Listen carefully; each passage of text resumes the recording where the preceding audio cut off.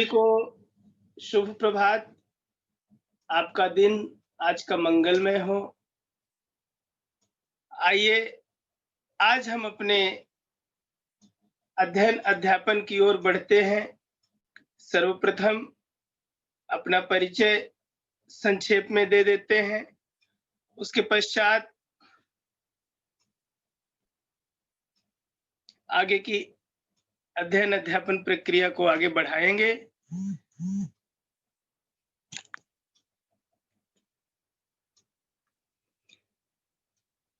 एक बार पुनः सभी को मेरा शुभ प्रभात। बृहन मुंबई महानगर पालिका शिक्षण विभाग की तरफ से मैं प्रमोद कुमार काशीनाथ त्रिपाठी आप सभी का एमपीएस पोईसर मनपा हिंदी शाला क्रमांक 3, 90 feet road, Thakur complex, Kandivali पूर्व, मुंबई 400101 हार्दिक अभिनंदन करता हूं। आज की तारीख है दिनांक 29 अक्टूबर सन 2020। आज का दिन है गुरुवार, कक्षा 5वीं। जैसा कि जानते हैं हम सभी हिंदी विषय पढ़ने के लिए यहाँ उपस्थित हुए हैं। आइए सुविचार, सुंदर विचार से आज की शुरुआत करें। आज का सुविचार है विद्या विनयेन शोभते। विद्या विनयेन शोभते का अर्थ हुआ बच्चों,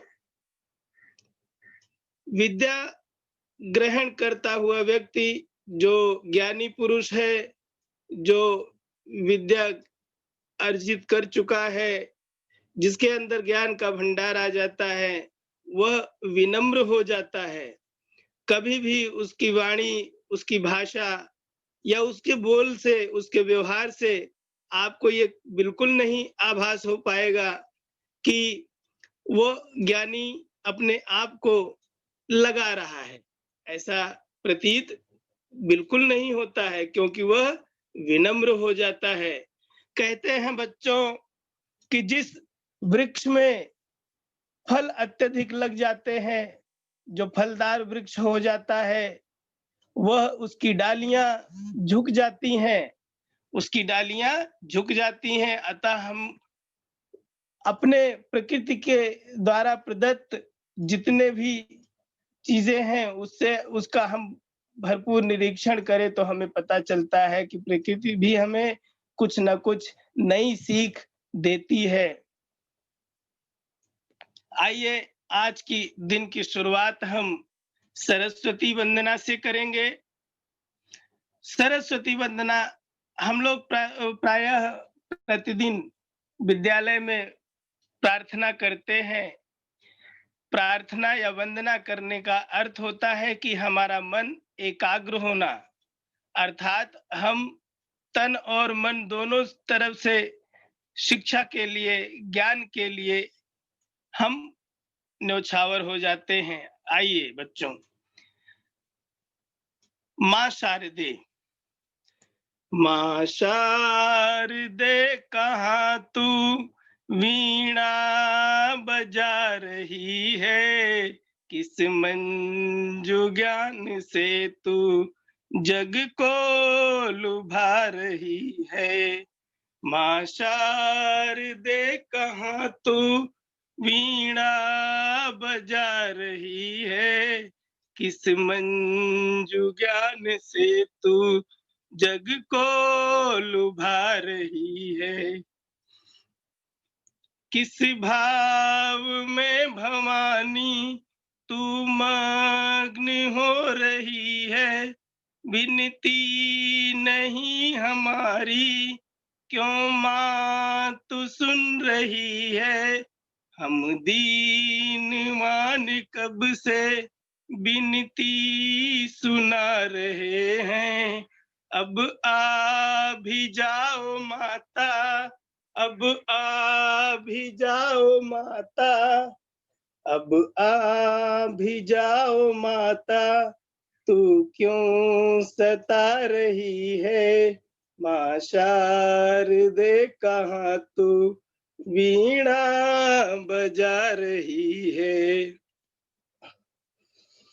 अज्ञान तुम हमारा माँ शीघ्र दूर कर दो, द्रुत ज्ञान शुभ्र हम में माँ शारदे तुम भर दो। प्राणों से तुमको प्यारे सब पुत्र हैं दुलारे, करुणा की धारा सब पे, करुणा की धारा सब पे मैया बहा रही है।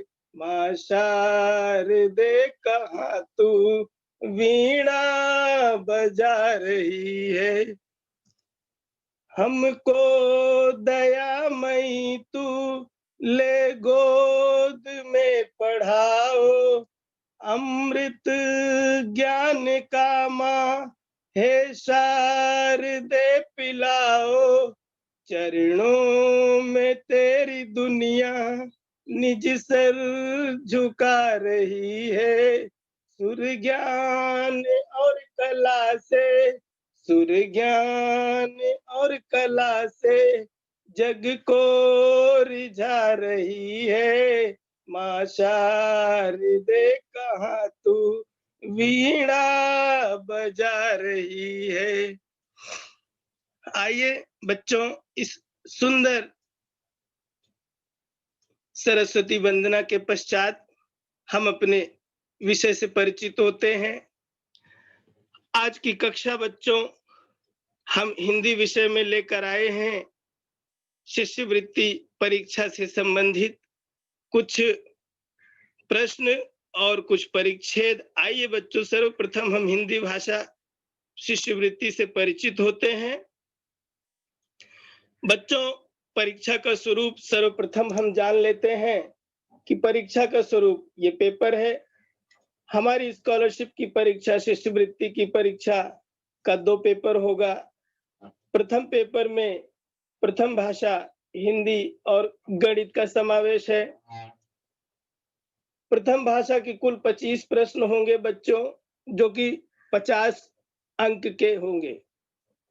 उसी के साथ ही गणित के 50 प्रश्न, जो कि 100 अंक के होंगे। तो आइए बच्चों, आज हम हिंदी प्रथम भाषा 25 अंक के लिए कमर कसते हैं और पूरे दृढ़ विश्वास के साथ आगे बढ़ते हैं। सर्वप्रथम हम अनुक्रमणिका देख लेते हैं कि किस प्रकार से हमें अध्ययन अध्यापन की प्रक्रिया को आगे बढ़ाना है, जिससे हम शिष्यवृत्ति परीक्षा में अच्छे से अच्छे अंकों को पा सकें।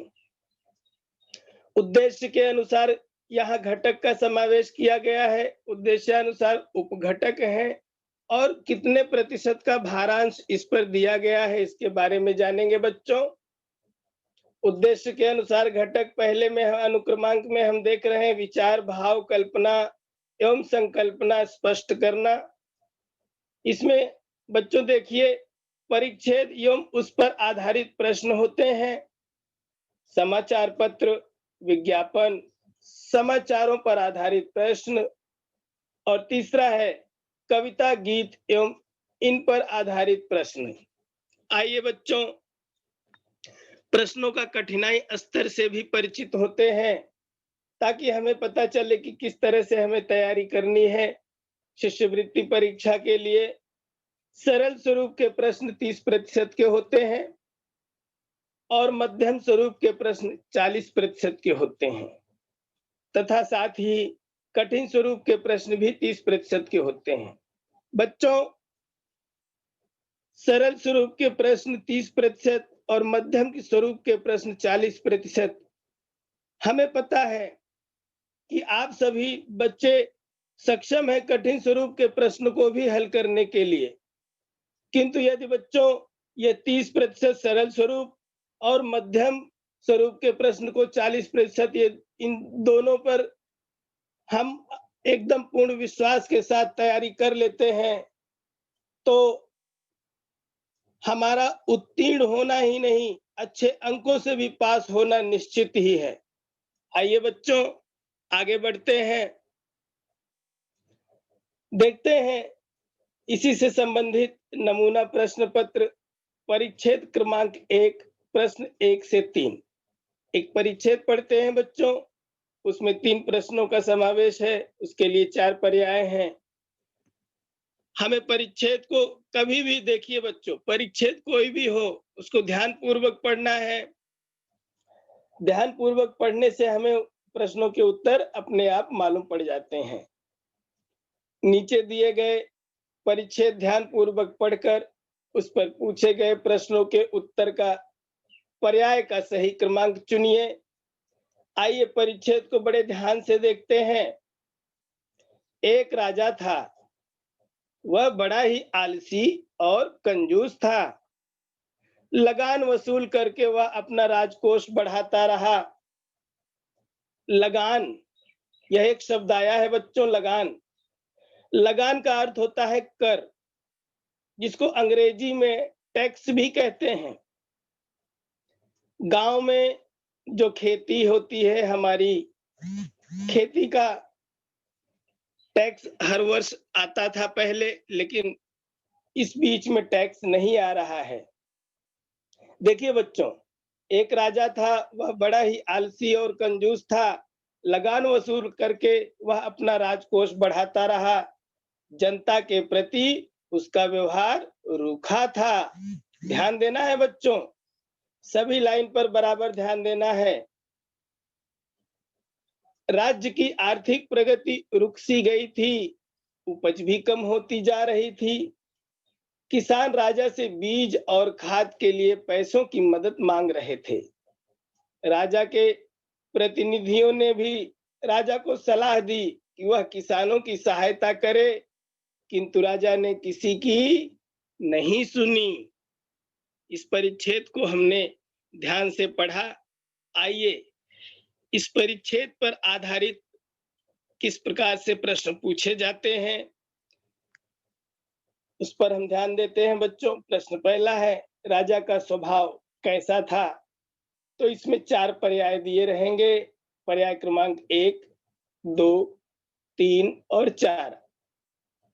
पर्याय क्रमांक 1, धनवान और बलवान, आलसी और कंजूस, व्यवहार कुशल और धनवान, बलवान और रूपवान। जैसा कि हम परिच्छेद पढ़े कि राजा के स्वभाव के बारे में हम जाने कि राजा का स्वभाव आलसी और कंजूस था। बच्चों, पर्याय के उत्तर को हमने अलग रंग से लिख दिया है, जिससे कि आपको पता चले, और आप बीच में यदि स्क्रीनशॉट भी लेते हैं तो आसानी से उत्तर आप जान सकें, लिख सकें। प्रश्न दूसरा, जनता के प्रति राजा का व्यवहार कैसा था? पर्याय क्रमांक है 1 है रूखा, 2 है कंजूस, तीसरा है अच्छा और चौथा है महान। जैसा कि हम परिच्छेद को पढ़े, ध्यानपूर्वक जनता के प्रति राजा का व्यवहार रूखा था। पर्याय क्रमांक 1 सही उत्तर है। आइए बच्चों, तीसरा और आखिरी प्रश्न इस पर्याय का देखते हैं। प्रश्न क्रमांक 3, किसान राजा से पैसों की मदद क्यों मांग रहे थे? किसान राजा से पैसों की मदद क्यों मांग रहे थे? बच्चों, प्रश्न को हमें बहुत ध्यानपूर्वक पढ़ना है। प्रश्न हमें समझ में आ जाता है तो उत्तर हमें ढूंढने में बिल्कुल आसानी हो जाती है। जैसा कि हम पर्याय अच्छे से पढ़े हैं, किसान राजा से पैसों की मदद क्यों मांग रहे थे? खाद और बीज के लिए। नमूना प्रश्न देखते हैं, परिच्छेद क्रमांक 2 पढ़ते हैं। इसमें भी प्रश्न 1 से 3 तक प्रश्न हैं, जिनके उत्तर पर्याय में छिपे हुए हैं। उन्हें ढूंढना है और हमें उत्तर का क्रमांक बताना है। नीचे दिए गए परिच्छेद ध्यान पूर्वक पढ़कर उस पर आधारित प्रश्नों का सही उत्तर पर्याय क्रमांक चुनिए। आइए परिच्छेद पढ़ लेते हैं। ध्यान पूर्वक परिच्छेद पढ़ेंगे तो हमें अपने आप उत्तर पता चलते जाएंगे और प्रश्नों के उत्तर ढूंढने में आसानी होगी। चलिए, सर्वप्रथम आदिमानव ने पत्थर पर पत्थर पटक कर, रगड़ कर अथवा घिस कर आग पैदा की। धीरे धीरे मानव का विकास होता गया और साथ में मेरा भी जन्म हुआ। जब से मानव मिट्टी के बर्तन बनाने लगा, तब से उसने मिट्टी से मुझे विभिन्न आकारों में बनाकर नक्काशी करके मेरा सौंदर्य और भी बढ़ाया। अब मेरे दो साथी तेल और बाती मेरे साथ थे। मैं झोपड़ी और घर को प्रकाशित करने लगा। बाद में उसने मुझे धातु से बनाना शुरू किया। मुझे अलग-अलग सुंदर आकार और नाम मिलते गए, जैसे ढिबरी, दीपक, चिराग, दिया, लालटेन आदि। मेरे टिमटिमाते प्रकाश में कितने ही महापुरुषों ने अध्ययन किया और ज्ञान से इस संसार को आलोकित किया, अर्थात प्रकाशित किया। मुझ पर गीत लिखे गए। कहा जाता है कि संगीतकारों ने मेरे लिए दीपक राग भी रचा, जिसे सुनकर मैं अपने आप जल उठता था। बहुत ही सुंदर परिच्छेद है। इसका हमने ध्यान पूर्वक वाचन किया है। आइए प्रश्नों को देखते हैं। प्रश्न क्रमांक 1, संगीतकारों ने क्या किया? दीपक जलाए, वृक्ष लगाए, दीपक राग रचा या चौथा ज्ञान दिए। बच्चों, जो इसका उत्तर का क्रमांक होगा, उस क्रमांक के हिसाब से आपको गोले को पूर्ण रूप से रंगना है और गोले को पूर्ण रूप से रंगने के बाद ही आपको इसमें प्रश्न का अंक प्राप्त होगा। तो संगीतकारों ने क्या किया? हम परिच्छेद को अच्छे से पढ़े हैं, तो हम बता सकते हैं संगीतकारों ने दीपक राग रचा। दीपक राग रचा, जो कि दीपक राग एक ऐसा संगीत है जिसको गाने से दीपक स्वयं जल उठता है। सर्वप्रथम किसने पत्थर पर पटक कर, रगड़ कर अथवा घिसकर आग पैदा की? बच्चों, पर्याय पढ़ते समय हम बहुत ध्यान दिए थे। आइए इसकी उस परिच्छेद के अंतर्गत जो 4 पर्याय दिए गए हैं उसको हम जान लें और सही पर्याय का क्रमांक ढूंढने का प्रयास करें। पहला है दीपक, दूसरा है आदिमानव, तीसरा है संगीतकार, चौथा है महापुरुष। सर्वप्रथम आदिमानव ने पत्थर पर पटक कर, रगड़ कर अथवा घिसकर आग पैदा की। तो उत्तर का पर्याय क्रमांक हमारा होगा दूसरा। हम दूसरे गोले को पूरी तरह से पेन से रंग देंगे, भर देंगे। तीसरा प्रश्न देखते हैं। दीपक के कौन से 2 साथी थे? दीपक के कौन से 2 साथी थे? पहला पर्याय है तेल और बाती, दूसरा है तेल और पानी, तीसरा है ढिबरी और बाती, चौथा है दिया और तेल। बच्चों, इस पर्याय का उत्तर पहला तेल और बाती दिया गया है। तो दीपक के यही 2 साथी हैं, तेल और बाती। क्योंकि तेल और पानी का कोई मेल नहीं है। दीपक को ही ढिबरी कहते हैं, ढिबरी और बाती का कोई मेल नहीं बैठ रहा है। दिया और तेल, दिया और तेल कितना भी रहे, जब तक बाती नहीं रहेगी तब तक दिया नहीं जलेगा। सही पर्याय उत्तर का हमारा तेल और बाती पहला है। आइए बच्चों, उपघटक 1.2 समाचार पत्र विज्ञापन व समाचारों पर आधारित प्रश्न देख लेते हैं। समाचार जो हम देखते हैं, आजकल वर्तमान पत्र कम ही लोगों के घर पर आता है। वर्तमान पत्र आज के इस दौर में धीरे धीरे लुप्त सा होता जा रहा है। उस पर आधारित प्रश्न हम देखते हैं बच्चों। चलिए आगे बढ़ते हैं। दैनिक व्यवहार में विविध प्रकार के विज्ञापन व समाचार करते हैं। उससे व्यक्त होने वाले आशय, संदर्भ, संदेश की जानकारी लेना महत्वपूर्ण है। इसे भी जानें। समाचार पत्र व विज्ञापन सर्वप्रथम ध्यानपूर्वक पढ़ो। विज्ञापन व समाचार पत्र के विषय को अच्छी तरह समझ लें। स्थल, समय इत्यादि के बारे में भली भांति जानकारी ले लें। विज्ञापन व समाचार से व्यक्त होने वाले संदेश समझ लें। तर्क, अनुमान के द्वारा योग्य अर्थ हासिल करने का प्रयत्न करें। नमूना प्रश्न पत्र समाचार पत्र का पहला देखते हैं। इसमें भी प्रश्न 1 से 3 तक हैं। आइए बच्चों, नीचे दिए गए समाचार पत्रों को ध्यानपूर्वक पढ़कर उस पर आधारित पूछे गए प्रश्नों के उत्तर का सही पर्याय का क्रमांक चुनिए। यह एक समाचार पत्र की कटिंग का समाचार है बच्चों। आइए इसको हम ध्यानपूर्वक इस परिच्छेद को पढ़ते हैं और ध्यानपूर्वक पढ़ने के बाद इसके प्रश्नों के उत्तर खोजने का प्रयास करेंगे। पुणे, पुणे से प्रकाशित बच्चों, जहां से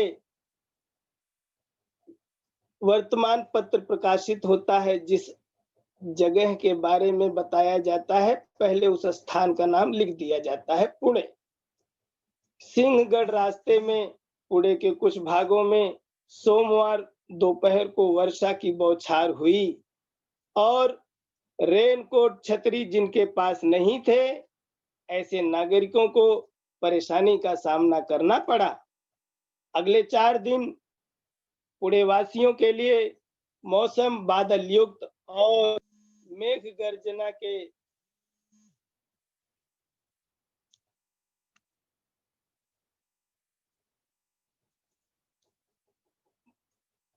देखिए, अगले 4 दिन पुणे वासियों के लिए मौसम बादल युक्त और मेघ गर्जना के साथ वर्षा की आशंका मौसम विभाग बताया है। उस दिन दोपहर के बाद मेघ गर्जना के साथ वर्षा के संकेत दिए हैं। बच्चों, हमें यह परिच्छेद पढ़ने से पता चल रहा है कि यह परिच्छेद मौसम विभाग की तरफ से आया हुआ समाचार है। पुणे जिला के बारे में दिया गया है। पुणे जिला में प्रकाशित यह समाचार मौसम विभाग की तरफ से सिंहगढ़ रास्ते में पुणे के कुछ भागों में सोमवार दोपहर को वर्षा की बौछार हुई और रेनकोट, छतरी जिनके पास नहीं थे, ऐसे नागरिकों को परेशानी का सामना करना पड़ा।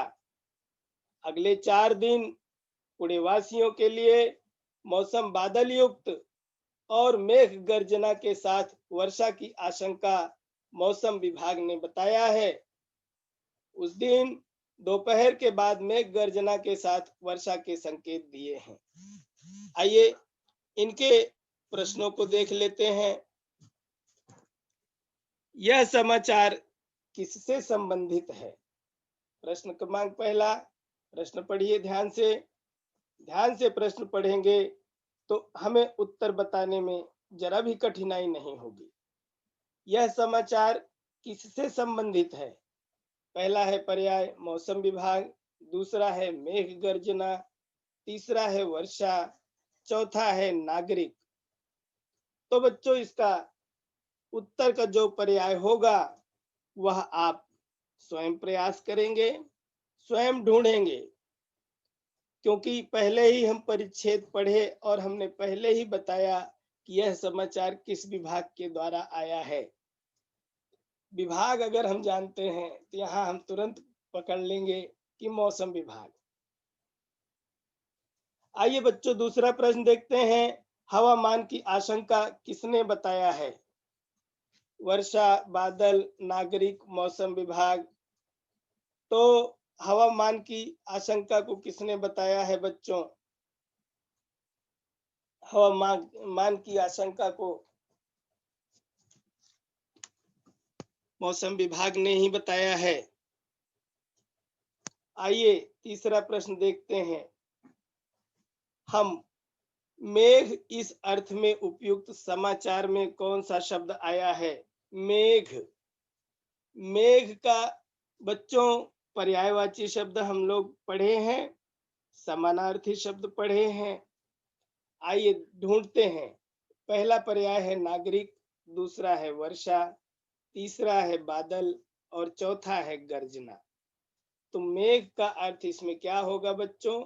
आपको सही पर्याय चुन करके सही उत्तर को के गोले को पूरी तरह से रंगना है। विज्ञापन देखते हैं बच्चों। विज्ञापन क्या होता है, जिसको अंग्रेजी में एडवर्टाइजमेंट कहते हैं। विज्ञापन क्या होता है, किस तरह से विज्ञापन आते हैं? हम लोग देखिए कभी कभी सड़क के किनारे चले जाते हैं तो देखते हैं बड़ी सी होर्डिंग लगी रहती है। होर्डिंग में कोई कुछ चित्र रहता है, छूट जैसी रहती है, और या किसी की प्रेरणा के लिए रहता है। जैसे अभी अभी हम वाचन प्रेरणा दिवस मनाए, वाचन प्रेरणा दिवस के से संबंधित रहता है विज्ञापन। कभी विज्ञापन नेत्रदान के लिए रहता है, कभी विज्ञापन रक्तदान के लिए रहता है। समाज को नई दृष्टि दिखाने के लिए, नई राह बताने के लिए भी विज्ञापन किया जाता है। आइए विज्ञापन के उदाहरण को देखते हैं। नीचे दिए गए विज्ञापन को ध्यान पूर्वक पढ़कर उस पर आधारित पूछे गए प्रश्नों का उत्तर हमको पर्याय क्रमांक चुनना है। आइए देख लेते हैं विज्ञापन। बच्चों, जैसा कि इस स्लाइड को देखने से पता चल रहा है कि ये इसमें एक आंख दिखाई दे रही है। उसके ऊपर लिखा है नेत्रदान श्रेष्ठ दान। बच्चों, नेत्रदान श्रेष्ठ दान। मृत्यु के उपरांत भी नेत्र रूपी जीवन। मृत्यु के उपरांत विश्व दर्शन, दूसरों के जीवन को आकार देना। कहते हैं कि मृत्यु के उपरांत अगर हम अपने नेत्र का दान कर देते हैं तो हमारे इन नेत्रों से और भी लोग जो नेत्रहीन हैं वो लोग दुनिया देख सकते हैं। अर्थात हम मृत्यु के बाद भी इस संसार को अपनी आंखों से देखेंगे और अपने जीवन को जीता हुआ महसूस कर सकते हैं। आइए बच्चों, इस पर आधारित प्रश्न है। आंख। आंख शब्द के लिए कौन सा समानार्थी शब्द उपर्युक्त विज्ञापन में आया है? देखते हैं। आंख के लिए समानार्थी शब्द पहला पर्याय है परी, दूसरा है रूप, तीसरा है नेत्र, चौथा है जग। तो आंख के लिए सही पर्याय क्या होगा बच्चों? वह आपको इसमें चुन करके गोले को पूरी तरह से रंग देना है, पेन से भर देना है, और ध्यान देना है कि गोले के बाहर हमारा पेन न जाने पाए, गोले के अंदर ही रहे। तो आंख का पर्यायवाची शब्द, समानार्थी शब्द, जैसा कि हम जानते हैं परिच्छेद में दिया है, नेत्र। नेत्रदान श्रेष्ठ दान। प्रश्न क्रमांक दूसरा, जन्म शब्द के लिए कौन सा विरुद्धार्थी शब्द उपर्युक्त विज्ञापन में आया है? बच्चों ध्यान देना है। विरुद्धार्थी शब्द कहा जाए तो विरुद्धार्थी शब्द ही लिखना है। जल्दबाजी करके समानार्थी शब्द न लिख दें जिससे हमारा आता हुआ पर्याय भी गलत हो जाए। तो जन्म का विरुद्धार्थी शब्द परिच्छेद में क्या आया है? मृत्यु। बिल्कुल सही बच्चों, मुझे पता है कि आप प्रश्न पढ़ते ही उसका उत्तर बता दिए होंगे। आइए प्रश्न क्रमांक तीसरा देखते हैं। दूसरों के जीवन को आकार किस प्रकार मिलने वाला है? श्रेष्ठ दान से, मृत्यु से, जग से या नेत्रदान से? दूसरों के जीवन को आकार नेत्रदान से मिलने वाला है बच्चों, ये ध्यान में रखना है। जब हम नेत्रदान करते हैं तो दूसरे भी हमारे इन नेत्रों से, नेत्रहीन जो व्यक्ति है वह भी संसार के इस चकाचौंध को देखने लगता है। तो नेत्र दान से बड़ा कोई दान नहीं है। देखिए बच्चों, आपके सामने कविता पर आधारित प्रश्न है। प्रश्न 1 से 3 नीचे दी गई कविता को ध्यानपूर्वक पढ़कर उस पर आधारित पूछे गए प्रश्नों के सही उत्तर का उचित पर्याय क्रमांक चुनना है। आइए, कविता बहुत ही जानी पहचानी है, हम पढ़ चुके हैं, हमारे हिंदी के पाठ्य पुस्तक में भी है।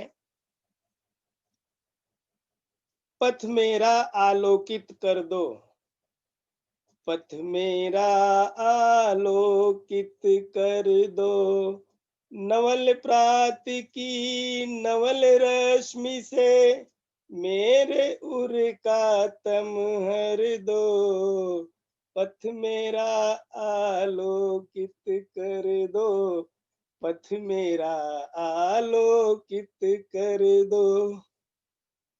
मैं नन्हा सा पथिक विश्व के पथ पर चलना सीख रहा हूँ, मैं नन्हा सा विहग विश्व के नभ में उड़ना सीख रहा हूँ, पहुँच सकूं निर्दिष्ट लक्ष्य तक, मुझको ऐसे पग दो पर दो, पंख बहुत नन्हे हैं मेरे, ऊंचा अधिक न उड़ पाता हूँ, लक्ष्य दूर तक उड़ पाने का प्राप्त नहीं मैं कर पाता हूँ, शक्ति मिले तो उड़ पाऊं मैं, मेरे हित कुछ ऐसा कर दो, पाया जग से जितना